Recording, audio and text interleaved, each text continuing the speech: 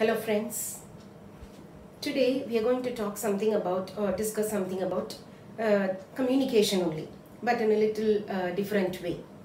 Recently I heard my nephew speaking to me that we are only talking. There was a kind of problem, and when we were talking about that, one of the reason that he was telling was we are talking but we are not communicating. That's the problem. So I thought I can share my viewpoints about this particular statement. Are we really talking or are we really communicating, and what is the difference between the both?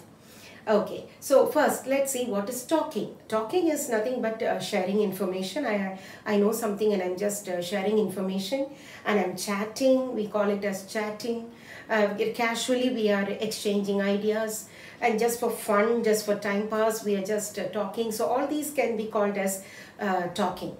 Whereas when you say communication, communicating means it is with a purpose or with a focus. I have something in my mind and I'm trying to communicate to the other person, and I want the other person also to start thinking the same way that I am thinking. So that is the purpose with which I'm telling something.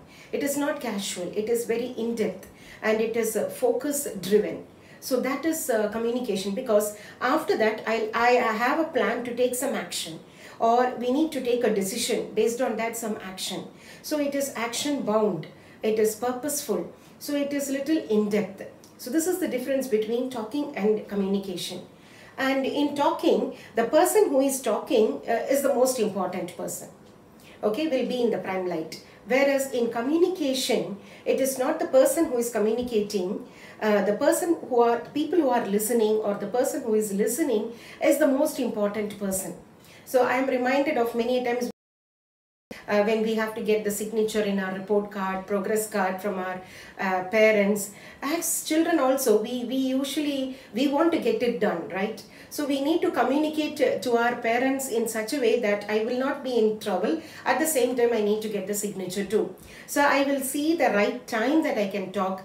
To whom should I talk? Who should be there when I'm talking? So who will support me? Who will not support me?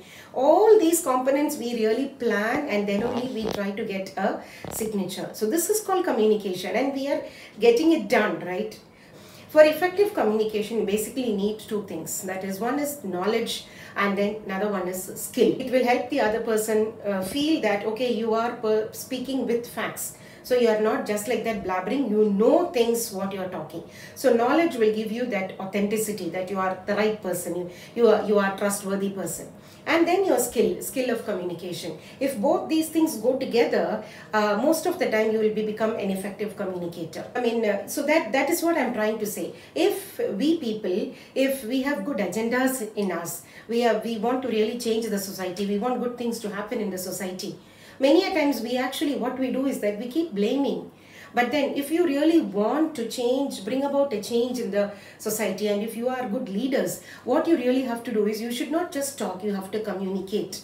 So whereas we people are only talking, that's the problem. Change is not happening. Shiv Khera, remember Shiv Khera, the person who has written many books on personal development. So he has said it is not the violence is caused in a society. If you see in a nation, in our country like India, terrorist groups or violent people who are causing violence are few in number only.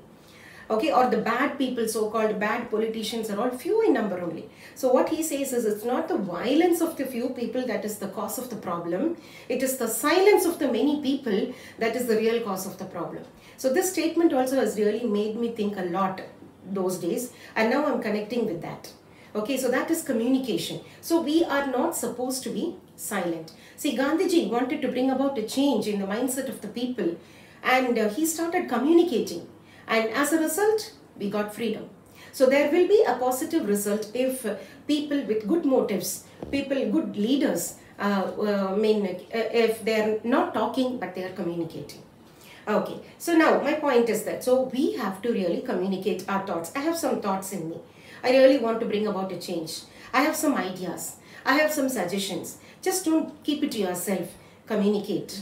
Spread it to people around. Make everybody think alike like you, so that it gets spread. See, if you take Hitler was a good communicator, though negative.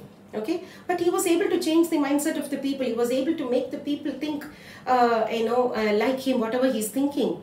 They did not know his hidden agenda, but then they all voted and made him the leader, and finally there was destruction only. So try to start communicating in your own families, if you are teachers, in your own classrooms, if your colleagues, if your employer, wherever it is, in the place wherever you're working. These are the easy places where you can start communicating and not just talking. That we not just talk, just communicate, allow others to speak, listen to others, respect others' opinion.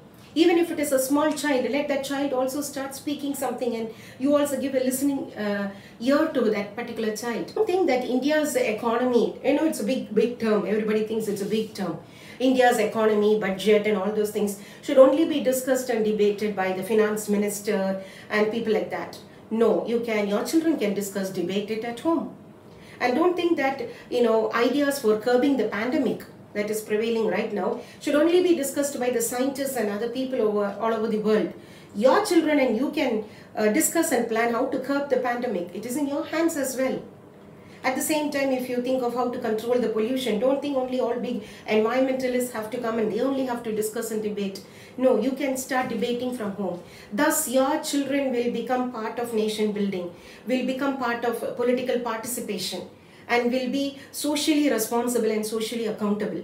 So as children, if they are feeling that I too have a role to play in Indian economy, I too have a role to play in curbing the pandemic, I too have a role to play in safeguarding the nature, then they will become responsible adults and they will not become silent. They will also start communicating.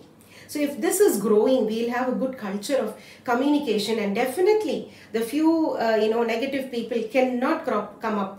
And two things are happening in our families or in our schools. Parents and teachers, sadly speaking, they are only talking. You just listen. You need not tell back anything because you're just kids. And the kids also think that these are all big matters, so I need not go for that.